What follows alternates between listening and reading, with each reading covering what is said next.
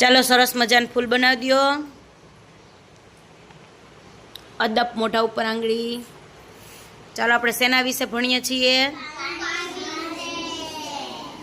હવે પાણીની જરૂર કોને કોને પડે? બીજા કોને કોને પડે? પક્ષીને. હવે આપણે ફૂલ ઝાડ જોયા તમે બધાએ? જોયા ને? તો એમાં આપણે પાણી પીવડાવીએ કે નથી પીવડાવતા?